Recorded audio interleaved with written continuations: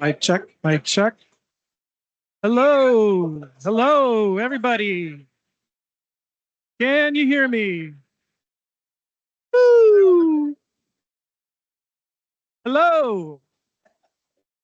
Thank you, thank you, thank you. Welcome, everyone. We appreciate you joining us.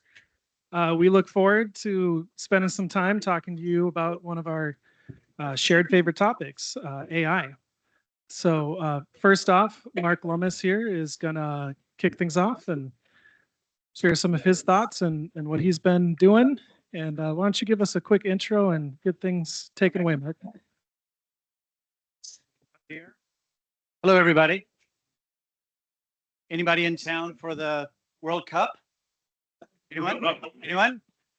Any predictions? Any favorites? USA. USA? I got a USA. Okay, over here. Which one?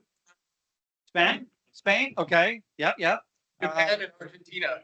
Argentina? Yeah, that's a good one. That's a good one. I'm struggling. I want USA to win. Okay.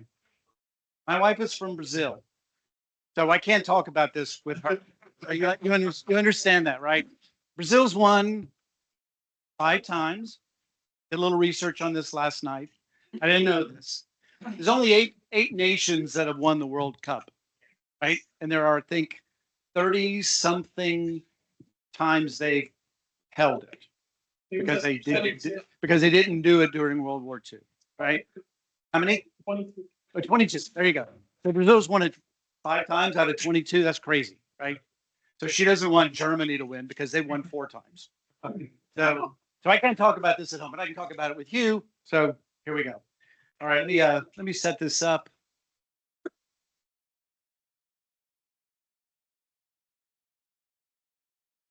And a little bit about me.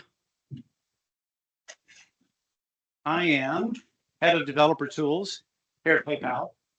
So tonight, I'm really here to set up this guy and that guy.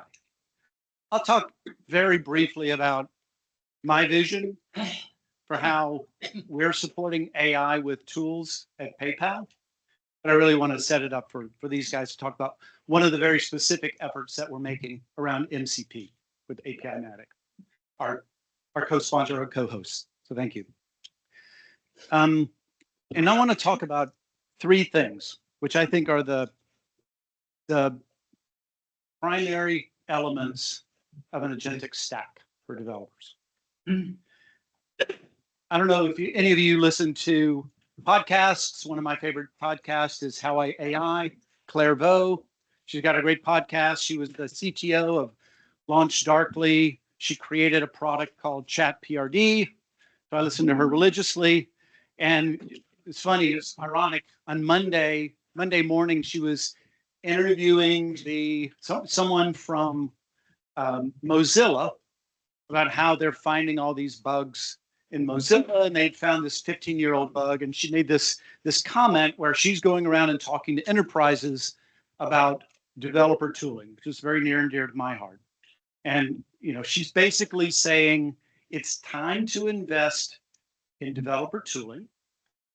More importantly, it's time to invest in developer tooling that works well for both agents and humans, which is good news. So we'll drill down into that just a little bit. Now, the way things are going, wow, that's really bright.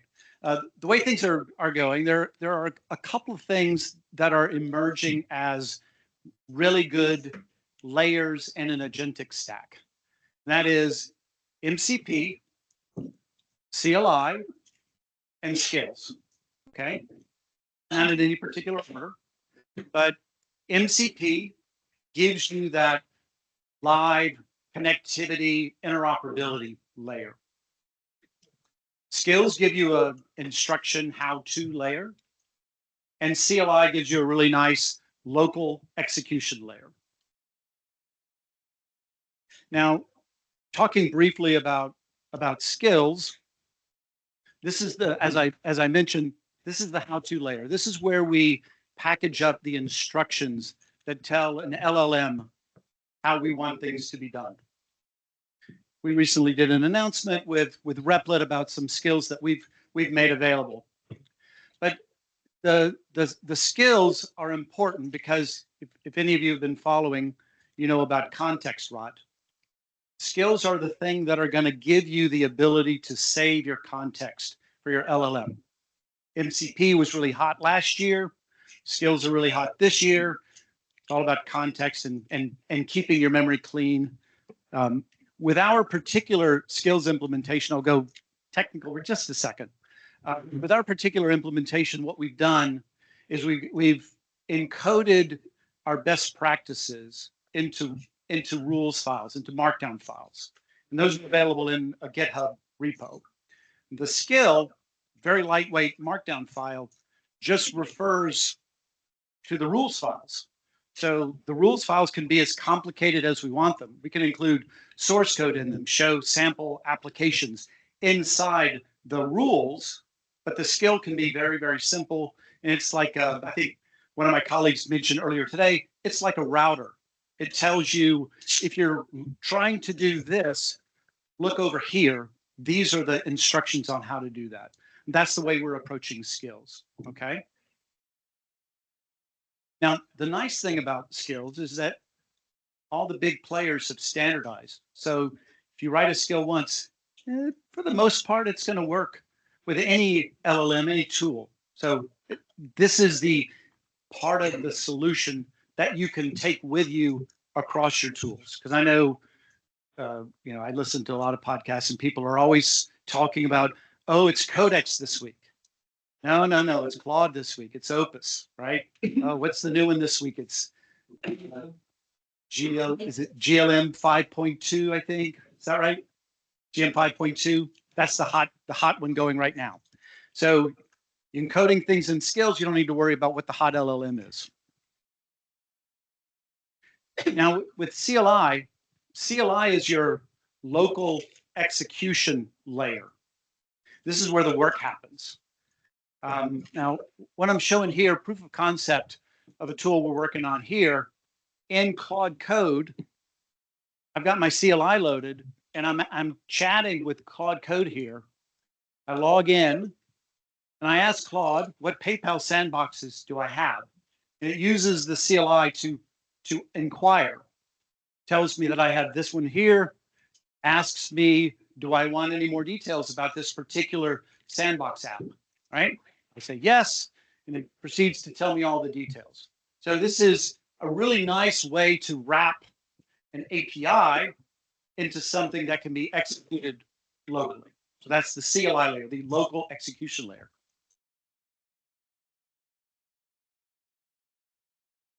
Finally, MCP, the reason we're here tonight.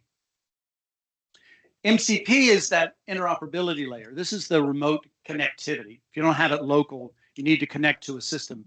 MCP is this industry standard way to do that. Now, I mentioned context rot. We need to be careful about how we use MCP.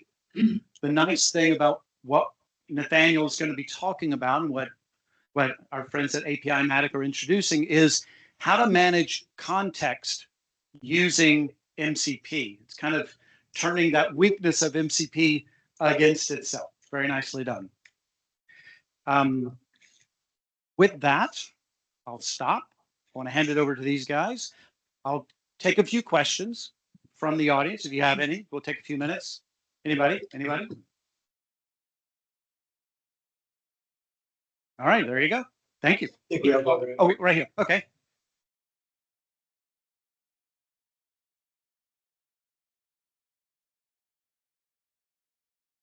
You said you have skills to define what that the AI needs to do, right? How are the rules different from the skills you're defining? Both are at the end of the day markdown files. Are the rules more of the business logic that you're trying to put in? The way we've defined our rules is we encoded specific facts into Markdown. So it's like a. Are you familiar with RAG? You know what RAG is? We will. So imagine taking a lot of information that you might want to put into a RAG and encoding that into Markdown. So we're talking about APIs. The current version of this API is 3.1. The current version of this SDK is 3.2. That's the kind of thing that you can put into a rule. And now you become the training data that the LLM was trained on. Take our example, PayPal. We have APIs that were introduced 20 years ago. And there's a lot of write-up about how to use our APIs over the last 20 years. All that information that's 19 years old is out of date. So I can encode into the rule, ignore all of that, use this instead. So this is how you can overcome training data that's in the LLM that you no longer care about. So it's the way to correct and tweak the LLM in a very simple markdown format. Technically, it's like a knowledge base that you've created. Absolutely. It's a great way to put it. It's a knowledge base. Yes. Thank you. Yeah, thinking about kind of identity, reputation, and risk that might be assigned to agents. So, how is PayPal thinking about identity, risk, and reputation being assigned to agents? Kind of a FICO score for agents. I think that I'm not the person to speak to on that. I know that we have a lot of API work being developed around managing identity across agents. Bobby, do you know who we would want to bring into that conversation? So a lot of this is still quite nascent. There's different philosophies around how much privilege an agent gets, on behalf of whom the agent is able to take action on, and how much human in the loop needs to still be there. I think your different LLMs have different philosophies on some of these ideas. And I think what PayPal is doing is that as those are being discussed, our focus continues to be on the payment availability after they have some level of assurance and guarantee that a payment should be processed. Meaning that the rails are still very much the same, that you have to be able to have a merchant that has a processing account with PayPal previously established, and the agent passes that commerce action through those existing rails. There is absolutely room for that to expand in some of the ways that you are alluding, in terms of the ability to have scopes or the ability to act on behalf of, but we're not there yet. Thank you. Briefly, I'd just like to speak to the elasticity, tongue-tie elasticity that you spoke to when you said today, if there's 20 years of work and 19 years you ignore, let's just start with today.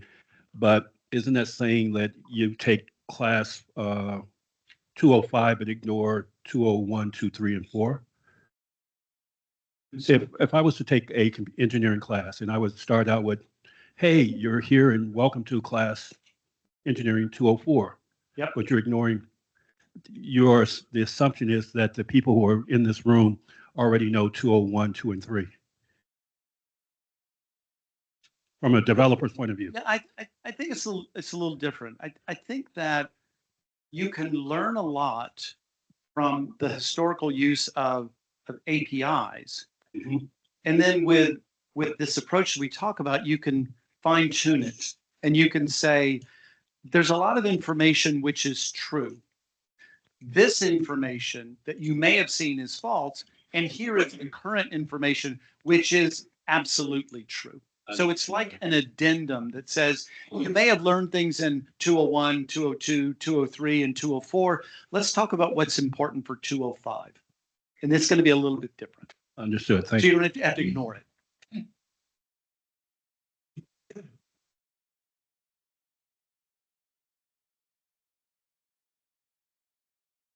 So I just have a comment on the gentleman's request about agent certification, or how do you know about? Because I work for a company called Trulio.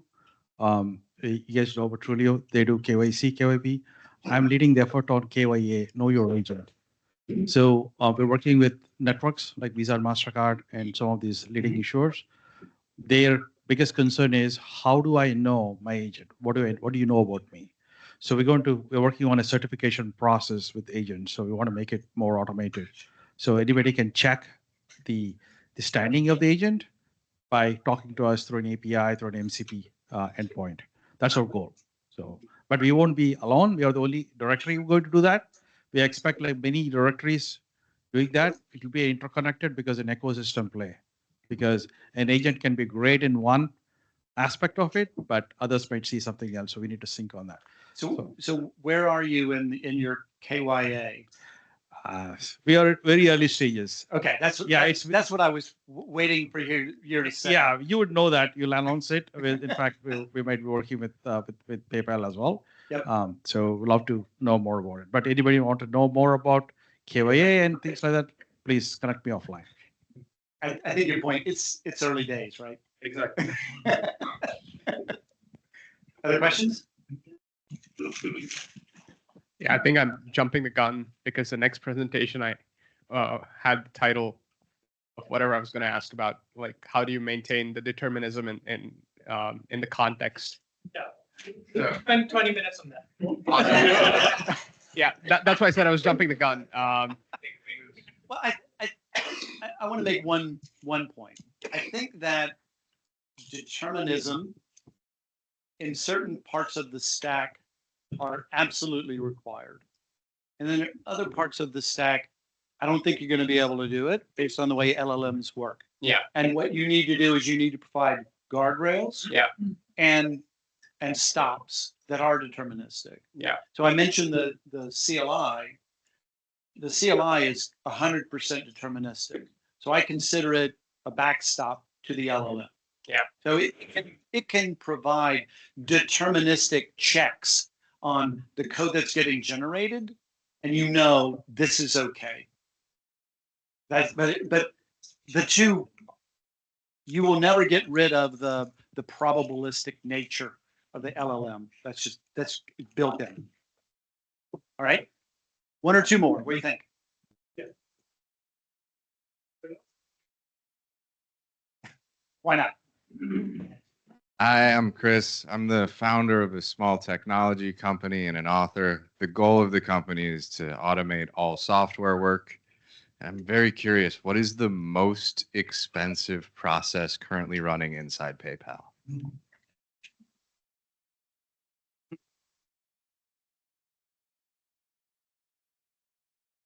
I don't know if this answer holds true for all companies, but we're a financial company, heavily regulated. So in everything that we do, we're always thinking about regulations and risk. And so I would put my money on managing our risk profile is going to be high up there. We also have a lot of talent at PayPal. So I think with any leading edge company, talent management is also going to be high up there. But those would be the two things. Thank you so much. What do you think? What are you hearing from people? Honestly, I get ignored a lot on social media when I ask that question. So like 15 minutes of your time would be awesome to hear more about how PayPal really wants to use agents, because my agents are pretty incredible, and they come with an open source ecosystem that make them a lot easier to onboard to companies than you might expect, as well as maintain. All right. Okay, everybody find Chris. All right. Let's Yeah, All right. sorry. I actually had a second question that I didn't get to ask. I'm sorry. Last question. This Yeah. Again, apologies for hijacking. So the question was around how do you prevent like agents from getting spoofed? Like for example, if someone hijacks your, I don't know, bearer or JWT session token that's, like responsible for authenticating Flash, authorizing the session, and let's say there's a rogue agent that enters and starts adding zeros to like the bills, or instead of billing like 100,000, you end up billing $1 million. Just asking this like purely out of curiosity.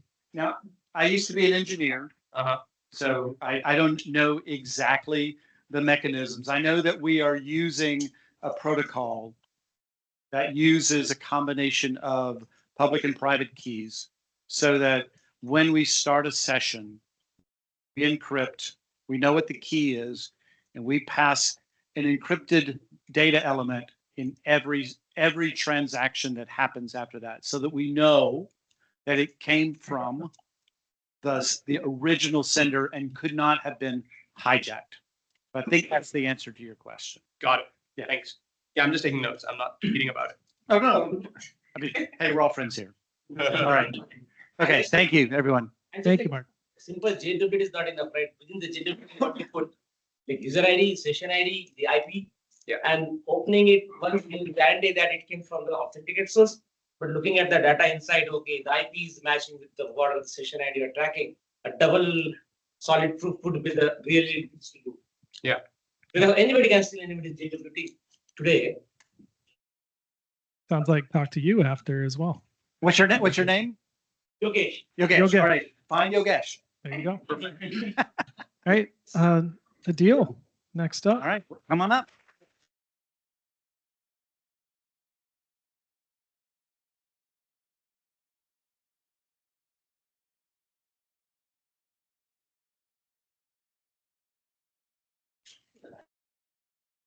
Have to get some answers. Hello, everyone. I think we have already received some questions on deterministic context. So that's the topic I will be talking about. I'm Adeel Ali from APIMatic. I'm the founding CEO of APIMatic. Been working with APIs since Visual days. If anybody familiar with WSDL and those SOAP-based services. And I hold 3 degrees in computer science, including one PhD in web APIs composition. So quite old with APIs. So I live in New Zealand, you might have guessed. And doing one of my favorite activities, we have beautiful, great walks in New Zealand. So this is one of the walks in Fiordland. I think this is more visible now. This is the Woodburn track 2 years ago. This is Milford, and all taken from my cell phone. Yeah. So I brought some New Zealand chocolate, and here's a quiz for you. A recent study using 5 frontier model benchmark tested what actually reduces hallucination. So which single lever moved the needle most? A, upgrading to the largest frontier model. B, extended thinking or reasoning mode. C, better prompt engineering. And D, retrieval grounding against the authoritative source. Just raise your hands. C. No.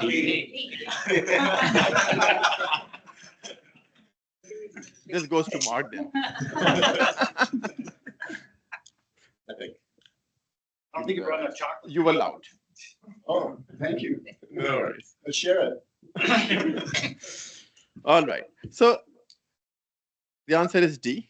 And the context engineering has been identified as one of the major harnesses required to make model actually, more productive and work. And let's see what we have over here. So I'll start with talking about the shift. If you remember in late 90s or early 2000s, after the dot-com bubble, every business wanted to have a website because they were finding customers on the website medium. With the arrival of mobile applications, everyone wanted to have an app. But the problem was those apps were built on different platforms and required different languages to run.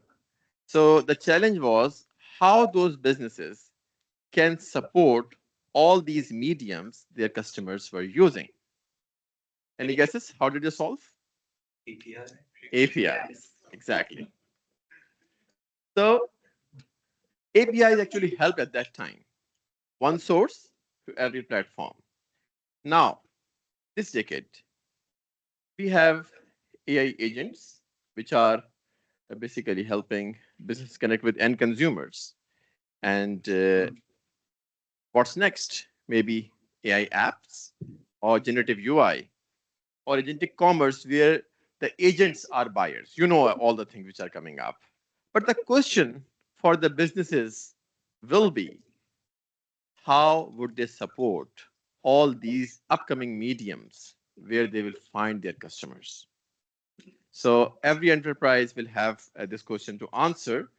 And maybe is there a strategy where they can use the same classic API, one single source of truth, to support everyone?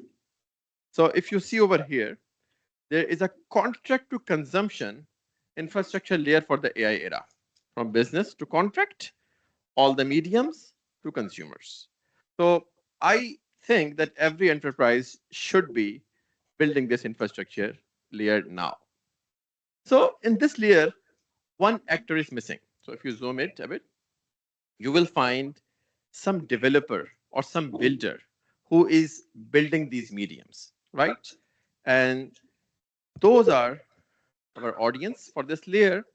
And I want to cover a bit about the shift we are seeing in that audience. So before generative AI, if you remember those days, developers used to read APIs and consume.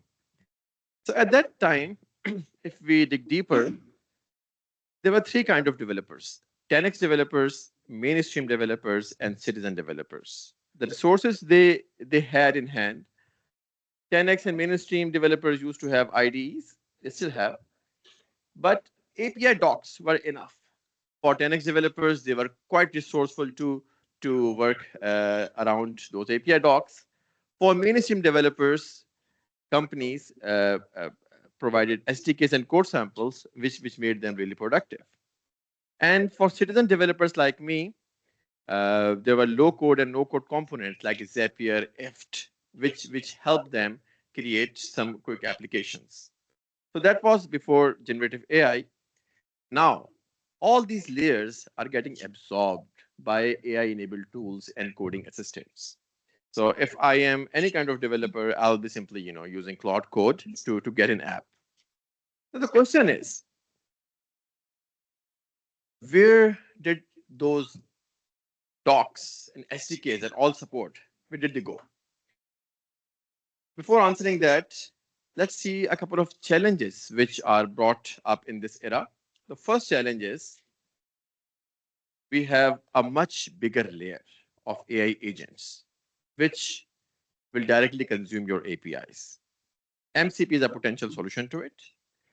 But the people who are still creating these agents or different applications, they are still human. But the problem is, how can you provide deterministic or right context to those AI tools?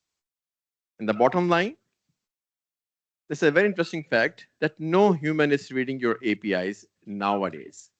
So even there is an API doc, I simply give its link to Claude or Cursor and let it read for me, right? So agent experience is the new user experience. The famous book on user experience, if you have read, by Steve Krug, he defines user experiences don't make me think. And I think that it's not different for AI agents as well. For AI agents, when AI thinks extra than necessary, that increases the chances of hallucinations, which increases the chances of human fixing, and that eventually increases tokens burn. And we know AI subsidy is ending.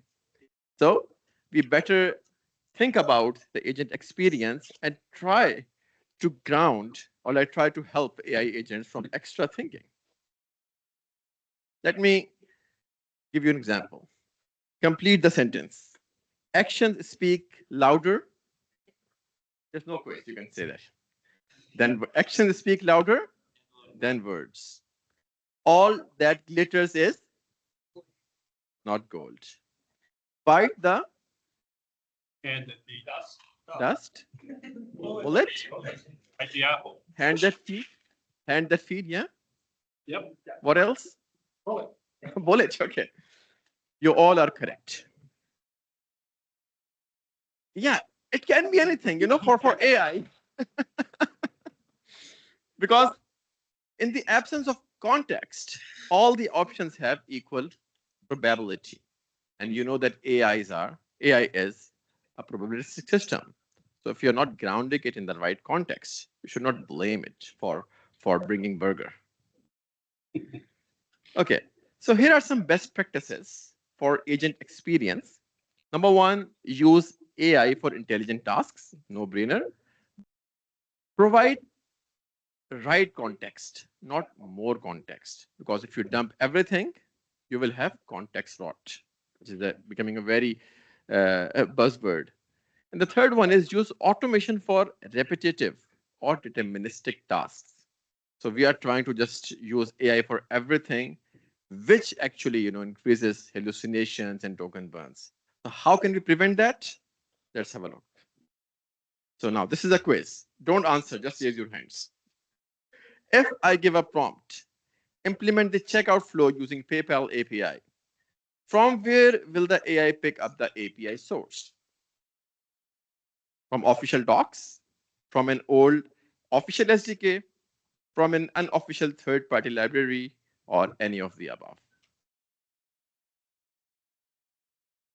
Yes. No, behind you. Any of the above. Anyone else? Any of the above. Any of the above. If we provide context, it will be A. But if we don't provide context or if we don't state it explicitly, it will be B. Okay. So the answer is D, any of the above. What's your name? Pradeep. Can you please pass? Thank you, you're right. So the thing is, last year at PayPal Dev Days, I was having dinner with Nathaniel, and he discussed the exact same problem, that the coding agents are guessing wrong SDKs to do applications. It's not their mistakes because I have not given it enough context. I did not say which PayPal API. It might have a version from maybe 2010 or 20, whenever. So it's up to it to pick up the API source.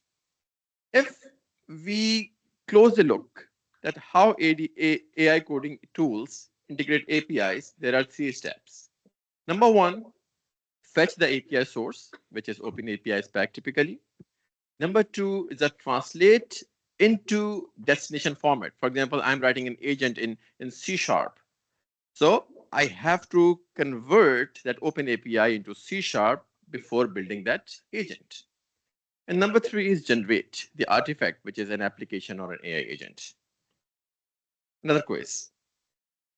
Which 2 of the steps are 100% deterministic or does not require intelligence among these 3?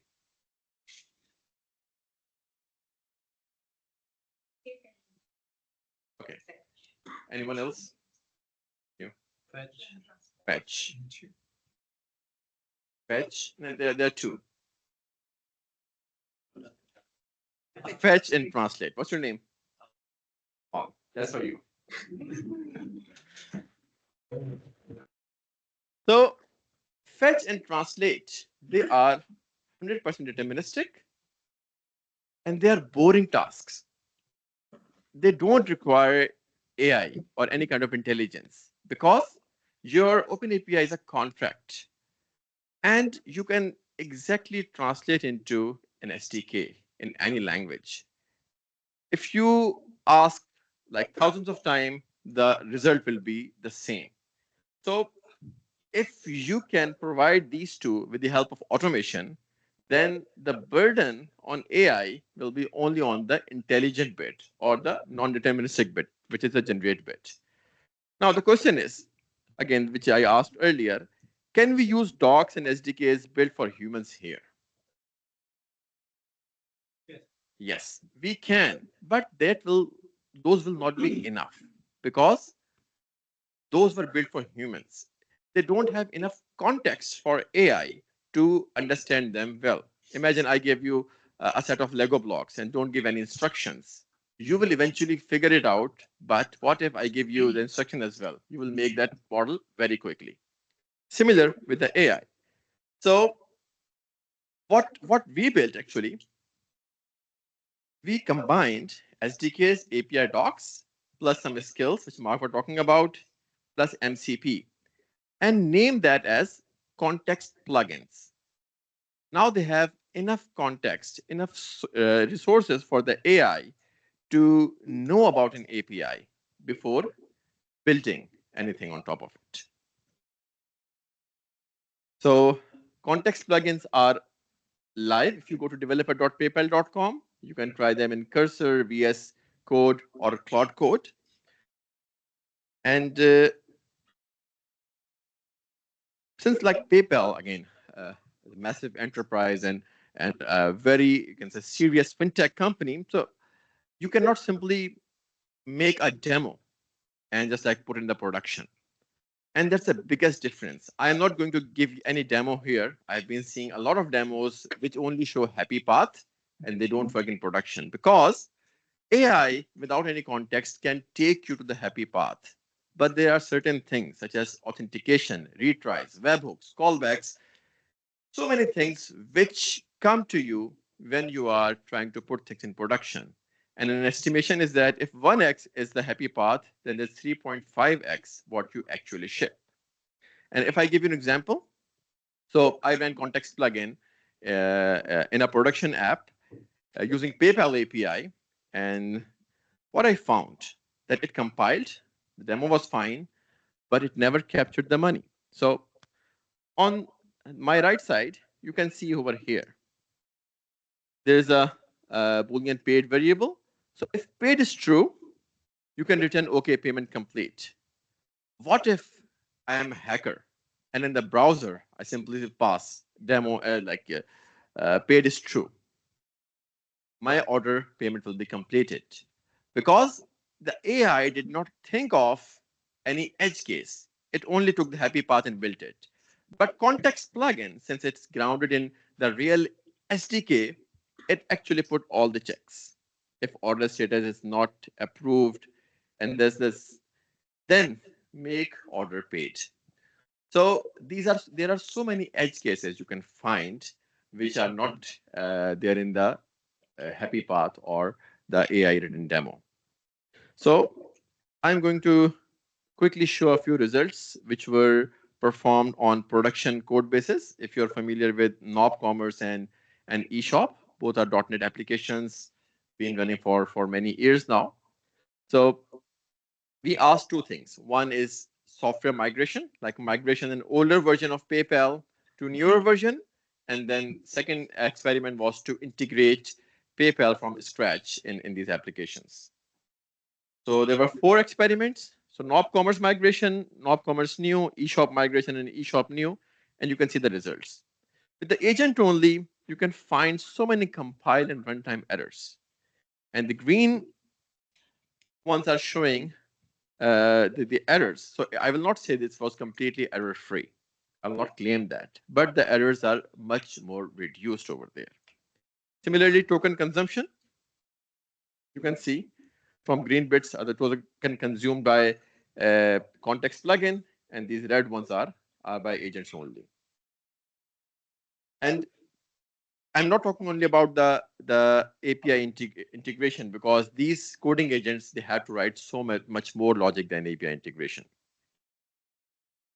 So if I ask, for example, this is my favorite test which we performed.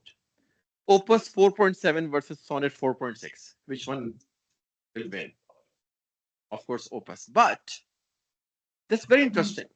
When we give context plugin to Sonnet 4.6, the session time of Opus was 80 minutes to complete the same task, while Sonnet did it in 42 minutes. So it's 47% faster. Total cost is reduced. Of course, Opus is expensive. There were uncorrected bugs, 3 in Opus, 1 in Sonnet.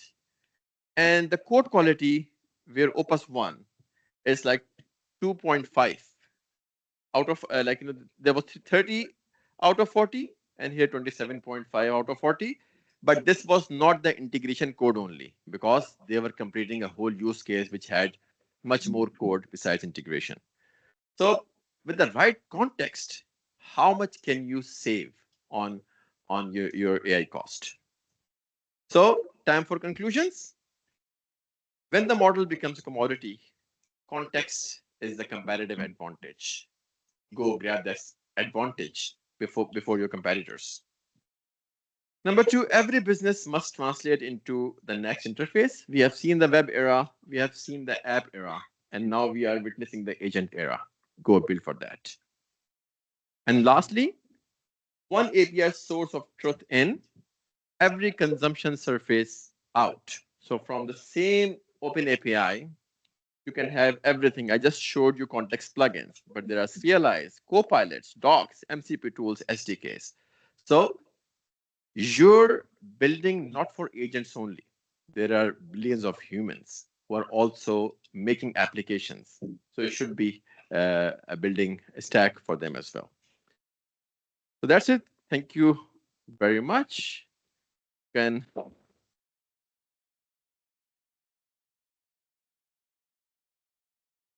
Any questions?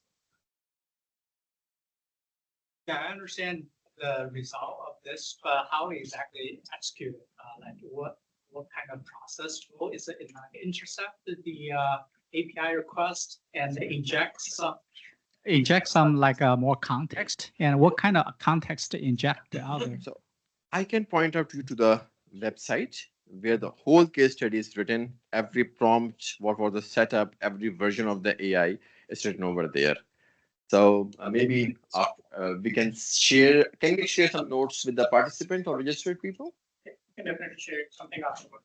Or you can go to apimatic.io and you can find this case study over there. Okay, so as a company, like what does it take to implement like the context? What it takes, if you have an open API spec, then you can bring it, and from that specification, all you have to do is publish SDKs so that AI can use it. So what is added in context plugin basically? SDKs, code samples, MCPs, and skills. So all of them are automatically generated. So you can try it by yourself. Okay, so in that sense, it's a language specific, binding to specific exactly. language. Okay, thank you. Specific. I think a good example or answer to that question will be discussed by Nathaniel coming up next in terms of an example of an implementation plus the context plugin from APIMatic. It'll give us a good grounding for a good real life example of how you can create an SDK, distribute it, and provide hooks and contexts into it but for agentic usage, which is what Adeel's presentation talks about, that aspect of it. The next piece of this conversation is using that in the real world. Thank you. Thank you, buddy.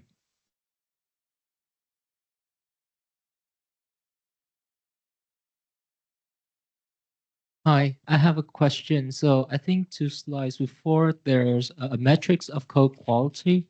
So how would you define like that metrics for the code quality? Is it like they finish the task or they don't have hallucination or something like that? So Yeah, again, that's a big case study. I can point out you to the website, but it's not only API integration, but the completion of code, the test cases it has written, and other things. So yeah, it's a big metric for that.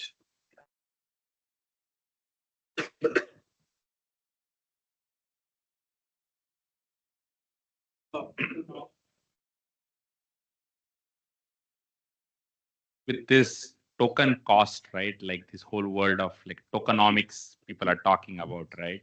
So if I use like Sonnet, which is cheaper with context and all that, people will have a fear of missing out FOMO that I am not using the latest and greatest model in the available out there.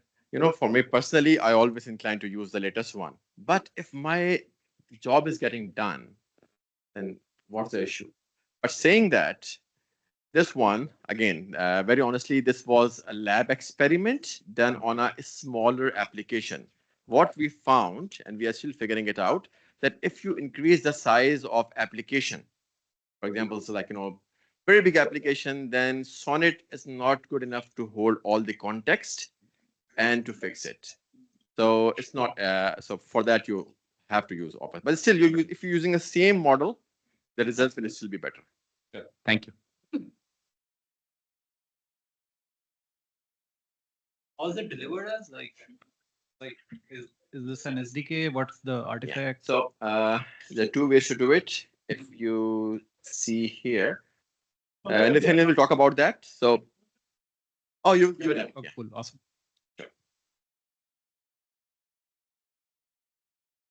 My own like context plugin, right? So, but I'm shipping my agent to like a lot of clients, and the context plugin is like very huge, right? So, do I have like a search tool for my agent to like travel through the context plugin, or do I like create embeddings or something? Like, what is the best approach? Yeah, the context plugin does not have an encapsulation of agents. They're different. So an agent can use context plugin. It has deterministic things inside. Yes. So, what if I have a lot of context like docs and a lot of skills? Yeah. And my agent is like having trouble to like, That's a great question because there is an MCP with an ask tool, which perform a RAG kind of modified RAG structure, and it only takes that chunk out of big context, which is required. And it also on the spot can spawn small agents to perform particular tasks and return it back to the main one. Okay. So you say that building an application from a demo to a production is like 1x to 3.5x. So with the context plugin, like how it changes, like with the context plugin, if I build a demo, will it be production ready, or how it is compared with the production ready? That's a great question, but again, when it comes to API integration, context plugin can help you over there. But when it comes to the other parts of code production, then it will not. But for example, if you're using a good SDK, you have webhooks, you have pagination, you have retries, authentication, everything taken care of. And all of them are part of context plugins. So these best practices not only save time, but ensure that your architecture contains all those good things.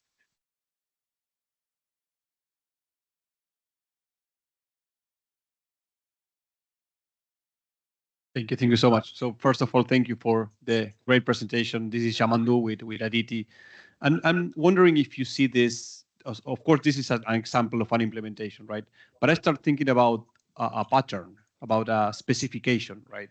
And why Salesforce is not implementing a plugin that works like this with context for Salesforce, or ServiceNow, or the rest of the companies doing the same pattern and following the same specification. Do you see it as a possible specification instead of just an implementation for this particular case? It's a great question. Thank you for that.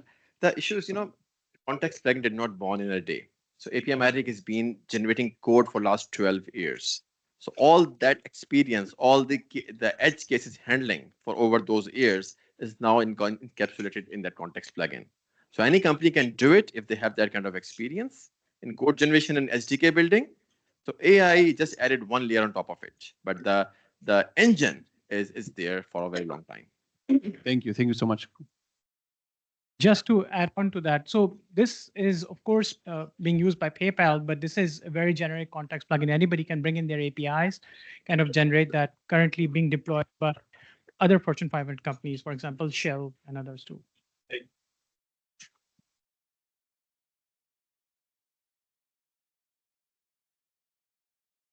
I was just curious to know, like, are there any design differences in the SDKs that you generate for like human consumption versus agentic consumption? I know, like, not in detail, but like high level. That's a great question. I have been asking my developers why you want to build this whole big SDK. Why don't just make a smart one where you can keep deterministic part and the other part. So we are working on that. But so far, what we have found that the SDK is 100% translation of your open API spec. So the more detailed it is, better. It's better for the consumption of AI as well. What you need is to add things on top of it. For example, skills. Yeah. To tell what are the best practices to resolve certain kind of authentication and how to grab things from SDKs.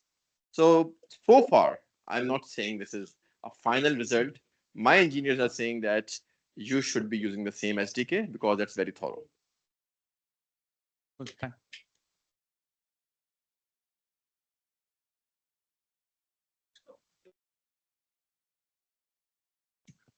Thank you very much, everyone.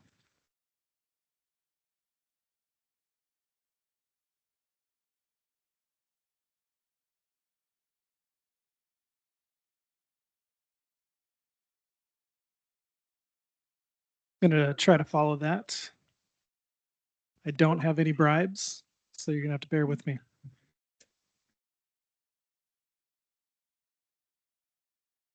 Okay, so I'm gonna talk about the context plugin a little bit more, specifically because it's part of my, oh, that's not what I'm trying to share. Apologies.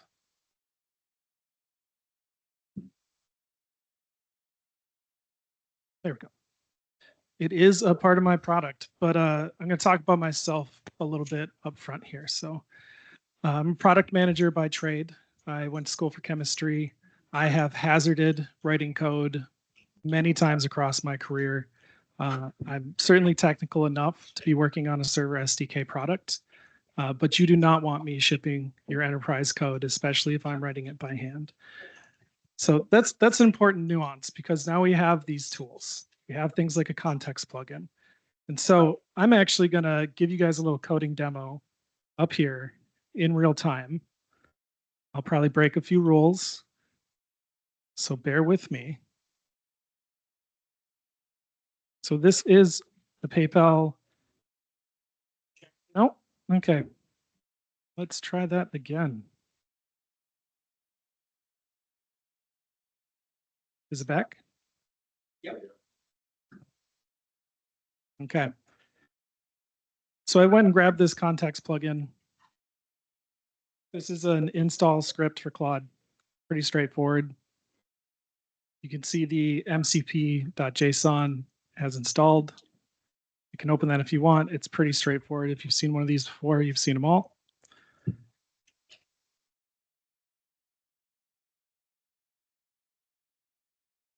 Launch a little Claude window. And I kind of preset the prompt because I don't want to deal with this. Here's where I'm breaking the rules. I have my sandbox credentials in the prompt. Enjoy. You can use them if you want. They're going to be gone by the end of the night. So I'm just going to let this run in the background. And I'm going to talk about the context plugin a little bit so I can get to the why. Why does this matter? Okay. So Adeel has covered pretty extensively. It's a portable interface. You bring it wherever you want. It's an authoritative source. It takes out the guesswork. In this case, with APIMatic, how it works is kind of unique. Plenty of tools will answer questions. The context plugin has two layers of inference.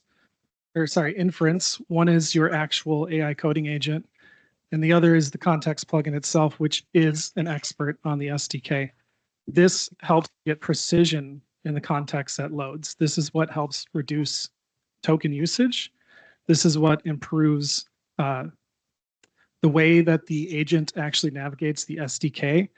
You could think of it this way. the agent is having a conversation with your context plugin. It's not just scanning your library and figuring it out. It's getting active instruction. This is important. It improves the way that it operates. We went over some of the stats and figures here from the case studies, right?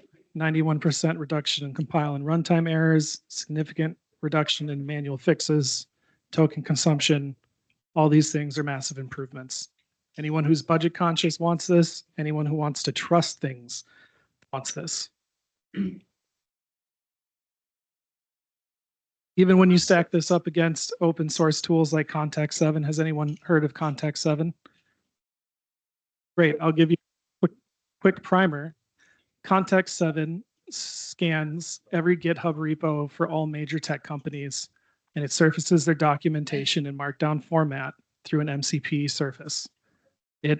At the start of this entire AI development hype cycle that we live in, it was probably the best tool you could use to improve your coding outcomes when you're working with agents.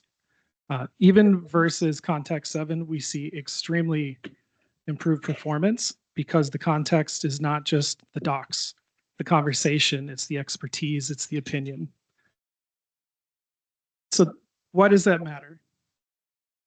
The person who builds software is changing. A product manager. More and more product managers are going to be shipping code. Designers are shipping code. Business development people are shipping code. This is massive. 84% of developers use AI coding. 63% of new developers are not professional developers. They're just making it work. 4-to-1 citizen developers will outnumber professional coders. Now, obviously, we still need professional coders. You guys were talking about the auth stuff that went over my head. Someone needs to make that work for me. So it's still a thing. But as the builders change, the way that we build changes. I don't want to read the docs. I don't want to figure out the architecture. I want to tell Claude to build me a one-time checkout that lets me add an item to the cart and come back. I don't want to have to think about it.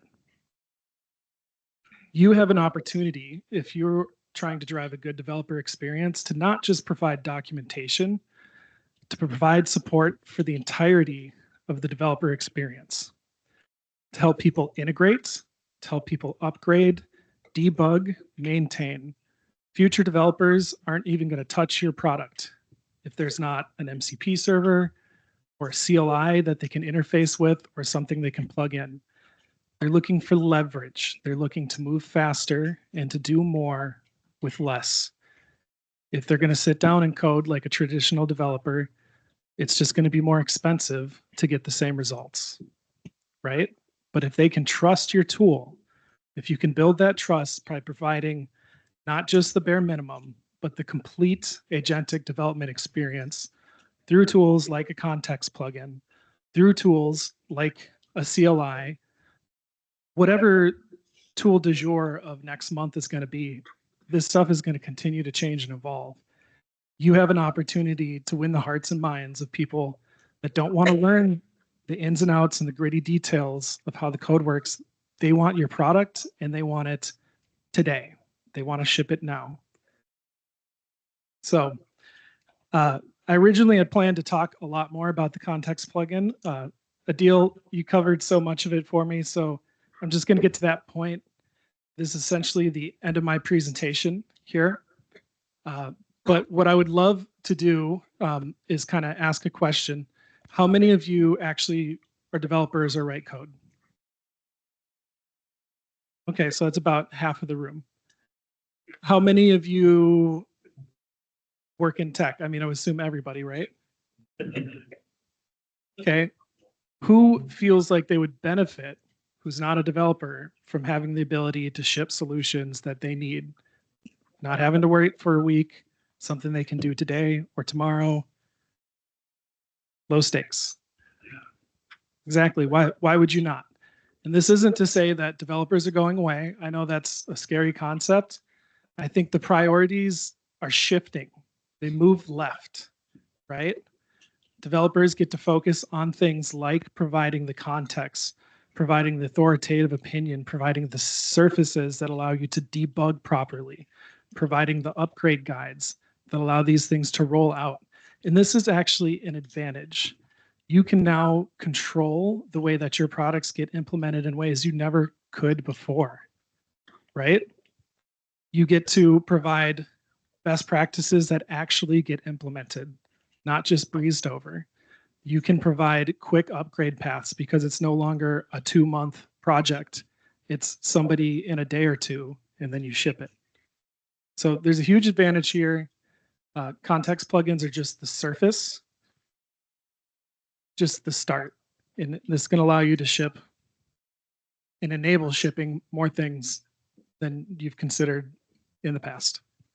All right, so I'll pause there. Do we have any questions?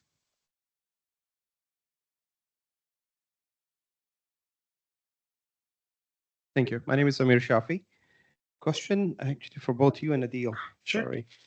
Is like, where do you see the biggest gap in the industry right now between having better API context for the coding agents or governance around the company providing to the agents they interact with the systems? Where do you see the biggest gap? I think the biggest gap that I see is understanding. I think most of us aren't spending enough time tinkering and experimenting and seeing what needs to be true for an AI agent to be reliably successful, right? A lot of people are like, well, we got to make this AI thing work. Let's just throw a roadmap together. And the reality is you have to sit down and watch it fail. Why did it fail? What was missing? What's the context that wasn't there? What do we iterate on? You kind of have to get to understand these tools. I find that most people don't have an in-depth understanding of how the AI works, what types of contexts are important for it to be successful, and how they can start to deliver and structure those things. Because you don't have an understanding, you're not able to define a way to get to that solution, to get to that level of support. So that answers your first question. I actually have lost the second question if you want to reiterate. Great. I think both context and governance are part of that harness system. So I was reading an article where it was identified as 7 harnesses around AI models. So security is one of them, governance, context, observability, and 3 more. So you cannot have, okay, you have context, that's all of it. No, you have to have everything in order to, maximize the benefits of these token LLMs. Thank you. I'm going to finish my demo real quick. So server's up. Can somebody just go to localhost 3000 for me? That's a joke. That's a joke. So here's the demo app. Pretty simple. Add to cart. Redirecting to PayPal. I have to use my sandbox accounts. Apologies, there's a bar in my way.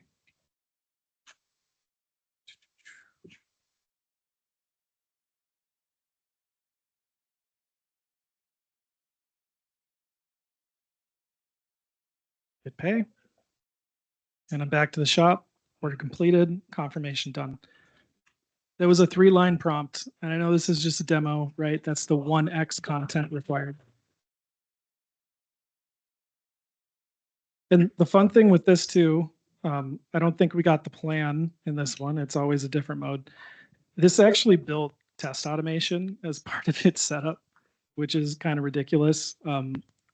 That's the type of thing that you can start to deliver an opinion on into your developer experience when people are using agents. You can start to define, these are the tests that you need to run. These are the types of checks you need to go through against your sandbox environment, against your production environment. Here's the CLI interface that lets you check if the order was actually created. These are the type of opportunities you can provide. You get to give the agents backstops, ways to answer, did I do this correctly? right? Ways to ensure that they're up to the snuff and standards that you would recommend before shipping. And so we get to kind of take over and provide a uniform development experience and development and integration quality is that we literally have never been able to. You don't have to sit around and negotiate like, okay, what are we going to from scope, right? Like we have a week to deliver. I guess it's going to be testing, right? The first thing that goes, analytics, first thing that goes. You can ensure these things are part of the V1 by shipping the right support and handing it over to agents. Okay, I'll pause there. Demo complete. Demo gods were with me. Thank you. Do we have any more questions?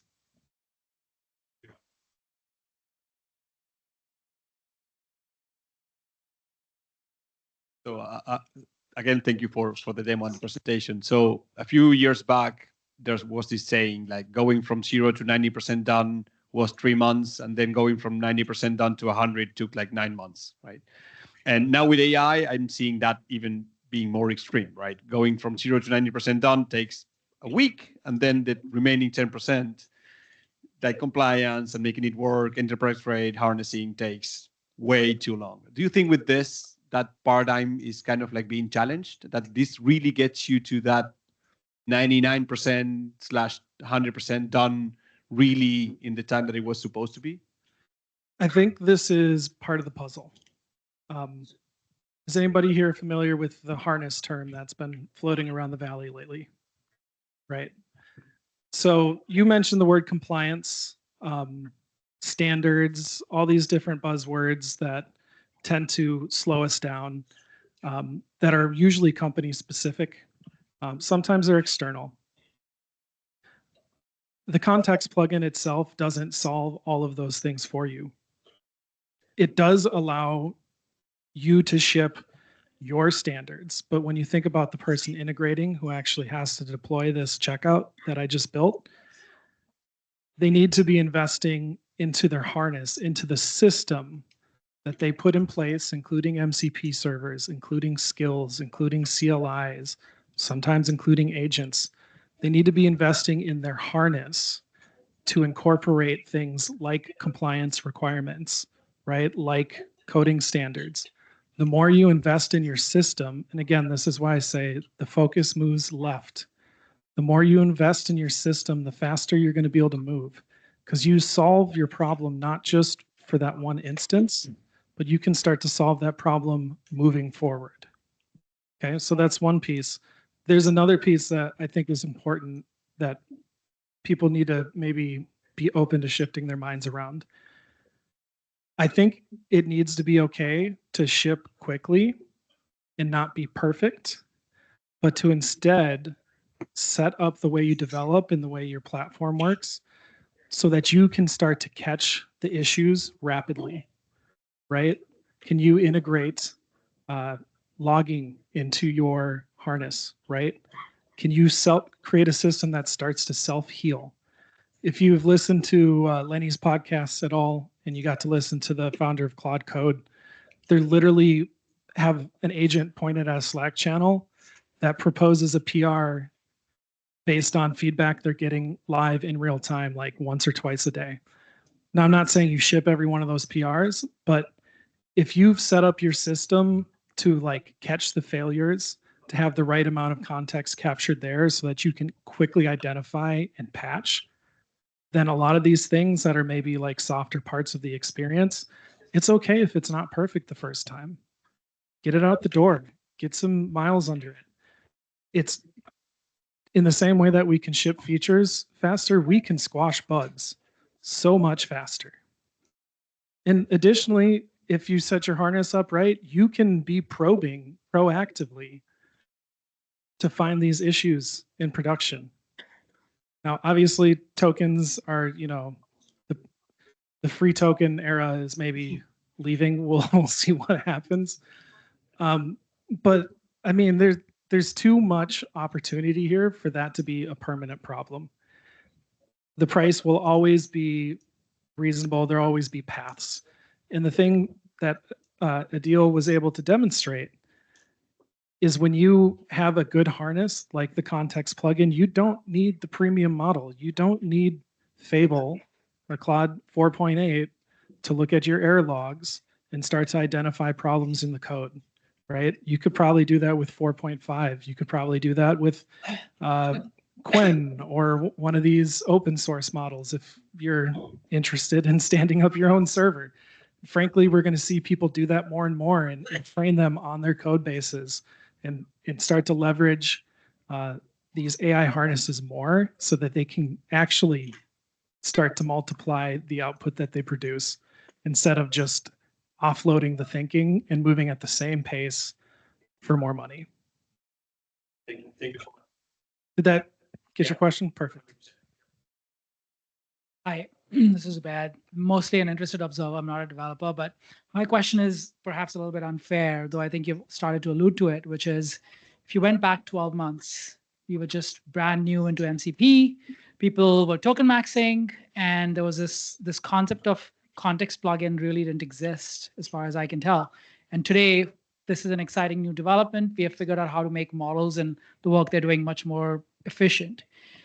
Question is, how would you prognosticate for what's going to happen in the next 12 months, both from the perspective of a tooling platform, a developer-focused tooling platform like APIMatic, as well as from the perspective of someone like PayPal that's providing its services and its primitives via an API? How do you think those two evolve in the next 6 to 12 months? I don't usually do this, and I promise I don't mean anything by it. What does prognosticate mean? Predict. Okay, how can I predict? I think I'm going to take you back about 12 months, which literally around this time I was having dinner with Adeel and Amir, talking about all of the experimenting and coding I'd been doing with Claude and with Gemini, and I was using Rue Code, if you've ever heard of that, which shuttered recently. And at that time, I was already implementing the frameworks that we now know as skills in my own context files and in my own agents and things like that. And so I think you'd be surprised how much ahead of the curve you can get for all of this tooling if you just take time to play around with it and be curious, to look at like, that failed. Why did it fail? What can I do differently for it to be successful? If you take that approach, I promise you will find techniques that are going to get you further than what is currently defined, right? Like the talking points, I think, are just starting to catch up to the tools that people are using. So now, as far as what is this going to look like in 12 months? Again, I said this earlier, if you don't have an AI-empowered developer experience, I'm not using your platform on anything that I'm going to try to use. I'm just not, because it's not worth my time, especially if I can choose another tool that I know is shipping something like a context plugin. Like I used PostHog recently for funsies on a little side project. It was great. It has everything I need, including I can set up my monitoring dashboards in PostHog via their CLI, which they shipped a comprehensive skill set for. So if you don't get me to a point where I can focus on the problem I'm trying to solve and not all of the nuances of how to solve it, and I can focus on making sure the system I have in place is going to scale and solve my headaches over time, then I don't want to use your tool. So if I were to extrapolate that, and I'm obviously very bullish on all of these things, then I think these types of offerings are going to be kind of the battleground of the winners and the losers in the agentic coding tooling era. Can I add a little bit more to that? I think if we take a step back and we think about where the industry is going, we're going to see an acceleration of tools like this out there. So what do we see at PayPal? We see more businesses being started on smaller sizes across the globe. So we see a bigger influx of solopreneurs getting to production faster, leveraging tools like this, because they're able to go from zero to prod in a way that leverages the most recent capabilities that are offered out there. And I'm presupposing what Nathaniel said, which most companies are going to realize that this is the way forward, and they will invest in tooling like this, which means that they're shifting their focus from human develop to agentic assistant development or agentic native development. And so you'll start to see more businesses that are going live that are smaller in scope and in function, right? You'll see more focus there. What happens after that? You might see waves of consolidation, you might see et cetera, et cetera. The second, I think, larger trend that you're starting to see is that because of these capabilities, you see businesses attack global before they attack a local market only, which expands their TAM pretty exponentially. And so, again, going back to the examples that you saw tonight, one could suppose that the ability to find product market fit becomes easier in a global context once you've figured out regulation, capabilities, and you can start to leverage the tools to help you with that. Okay? For larger organizations, we see an increase in throughput and a focus on internal efficiency. So what we saw coming out that would take 6 months is now taking a month to a week to hours. And so a good example of that from PayPal is that we would see merchants that used our technology that were stuck on older versions that would take 6 months to upgrade. They would push that off, causing them to fall further and further behind, losing out on some of the capabilities that we offer new. Now, with AI-assisted tooling, we see that move down to 2 hours for the technical migration, and then the rest of the sprints spent on validation. I think that that's what you're going to see in the market. Question. Hey, this is a follow-up to what Adeel or the gentleman here, or even yourself, in that there's a great deal of information about the 36 million plus GitHub developers, but there was something on the screen that spoke about 4-in-1 citizen developers. So how does this best practice information about get out to the citizens developers in the world who are, whether they're doing hackathons or they're on the Discord server or they're doing Roblox or wherever? How does the best practices that you're describing get to that particular segment of the population, in your opinion? Well, I think the most obvious piece is you have to make it as easy as possible to access, right? And that's why packaging it into something where I can copy paste a command and go, that's pretty critical. The other side of that is awareness and distribution.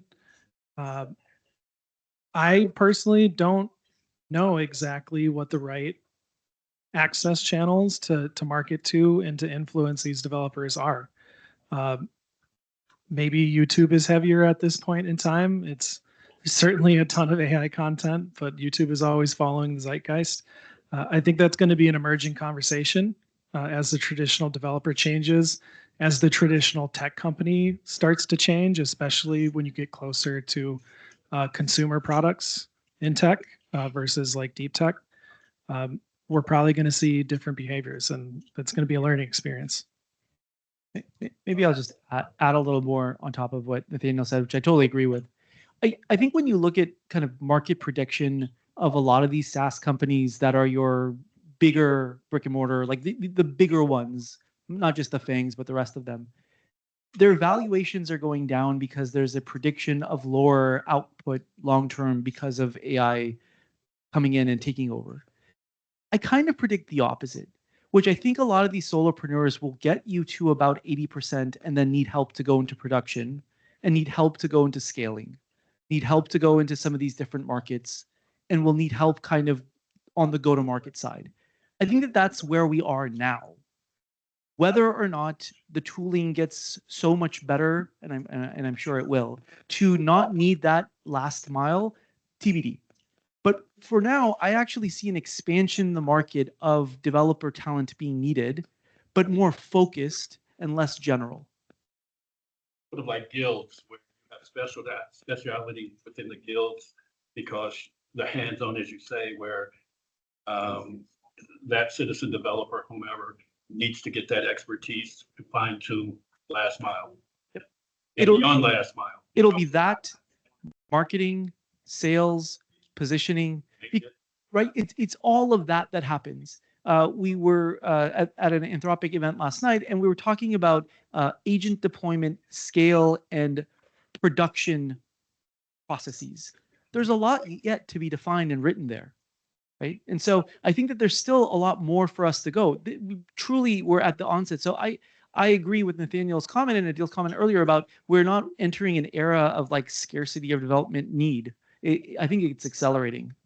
Well, if I may, I wasn't speaking about so much as scarcity, more than this best practices that are being described here could reach a larger audience, and that they're not going to get it in high school. They're possibly not going to get this in college. It's moving rapidly. And this kind of best practice of creating, clean environments is necessary for a wider audience to understand. Yeah, so there still needs to be people who are deeply educated or at least deeply informed about how the technology works, defining these best practices, creating new libraries. That's true. I think in some ways that becomes more important.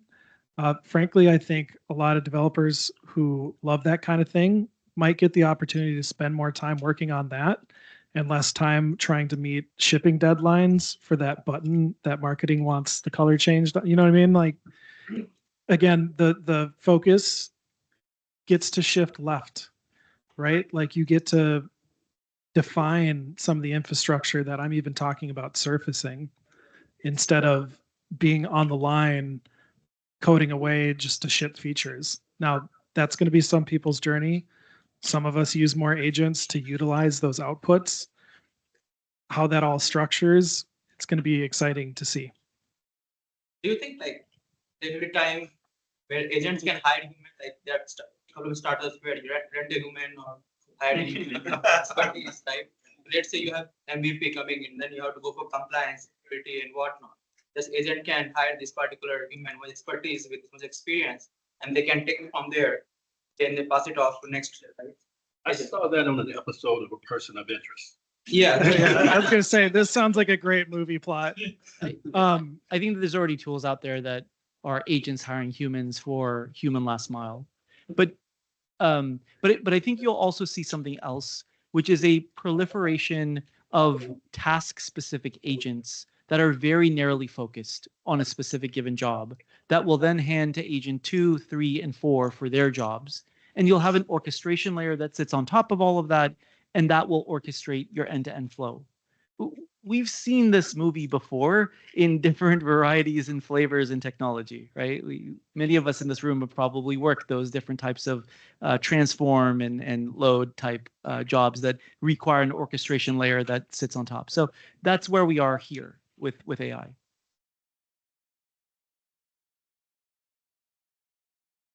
Any more? Oh, one more. We haven't talked much about like evals. Like, is it integrated as part of the context, like the context plugin, or is it the responsibility of the application that's kind of using the context? That's a good question. We haven't talked about evals. Did you guys use evals while you were building? I know it's a common pattern. An API actually. It's not on the client side actually. So no, it's not part of context plugin, but on the client side, yes, we can support some best practices to use it. So now I'm curious, for developing this and while you were on the journey of like kind of iterating over it, making it better, like how did you test like that you are going better and you are providing the right set of output and stuff like that? Well, then I have to check with the team because I don't code anymore. Yeah, they might be using it. I don't know. Yeah, they might be using it. Now, that's an interesting question, though, because we haven't talked about evals at all. If anyone's used Skill Creator on Claude Code, evals are essentially the gates at the end of the process that determine if the skill was good or not and what needs to change. So someone asked earlier, how do you get to that last percent? How do you ensure quality? One concept when you think about having agents operate in loops, we've all seen like OpenClaw and and the Ralph loop, that was a fun one.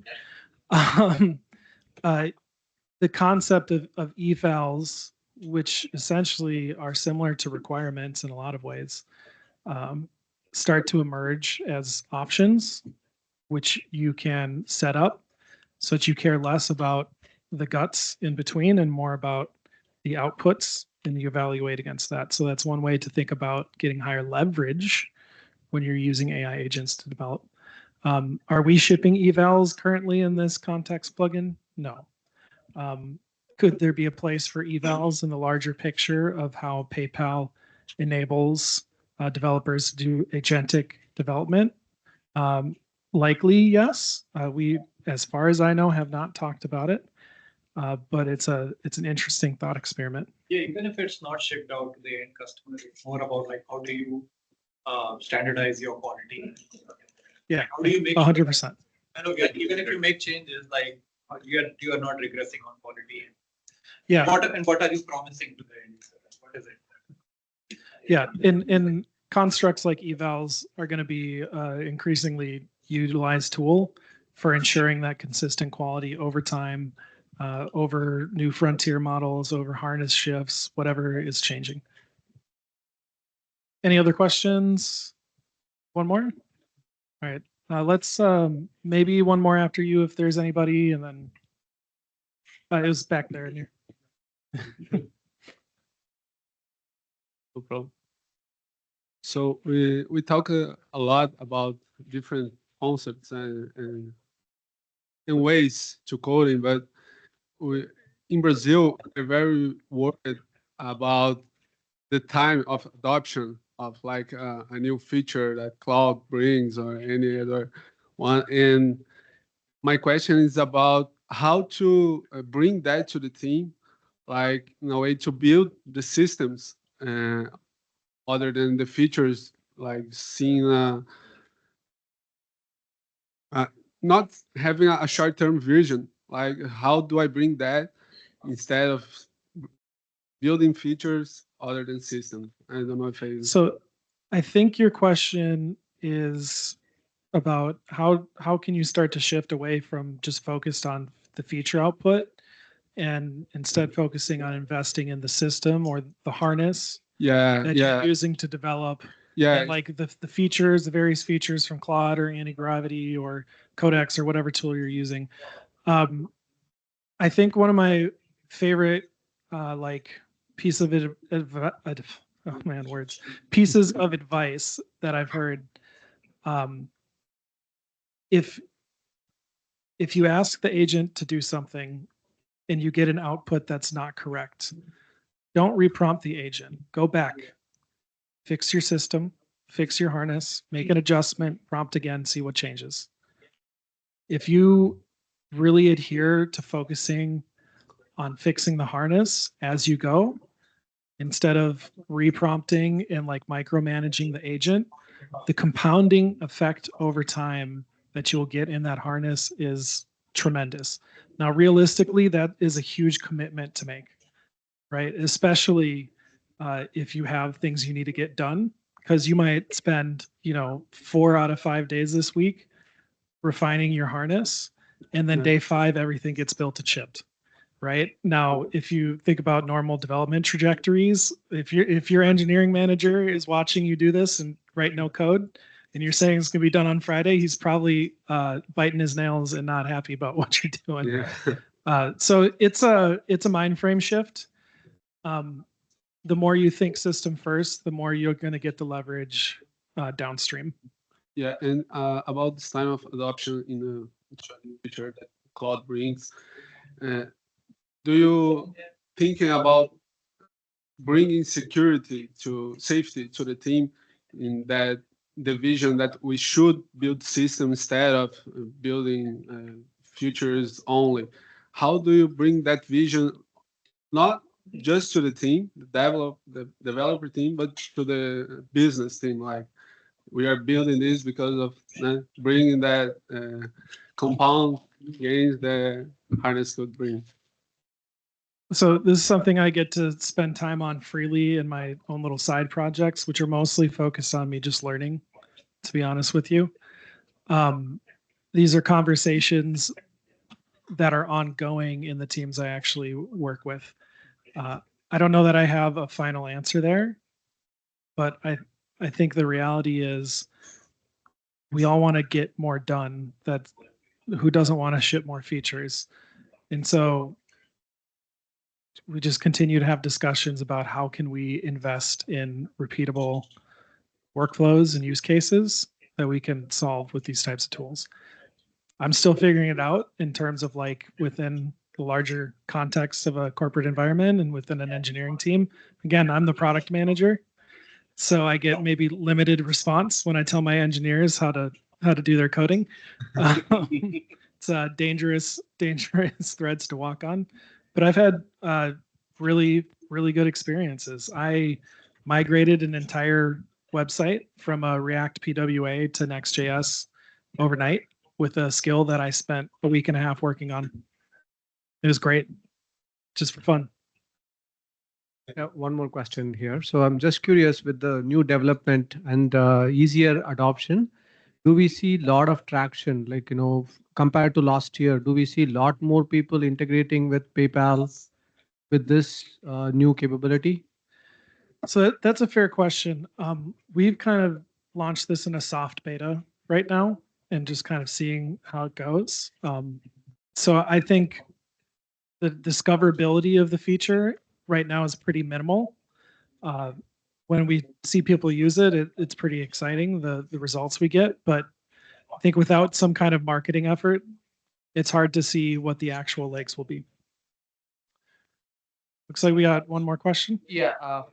So I think let's shift the focus from large language models and coding models to something like Apple Intelligence.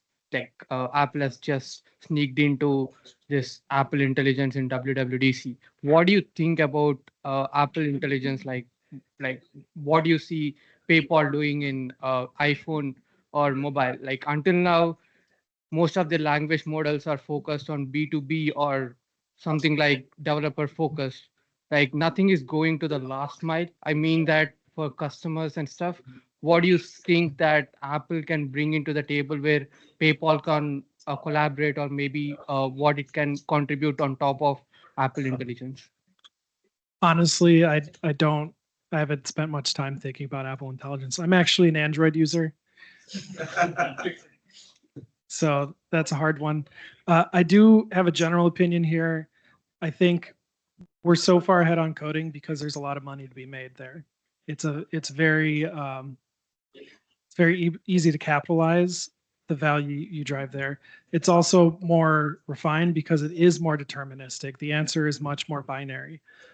As you get closer to user experiences and things like customer support, I think the framing, I'm going to use the word harness again, that's probably necessary to make those actually seamless is tremendous in comparison to what you need to implement an SDK, right? So if that's related to Apple Intelligence, I think we're going to see more investment in those spaces, but I also think the juice is less worth the squeeze.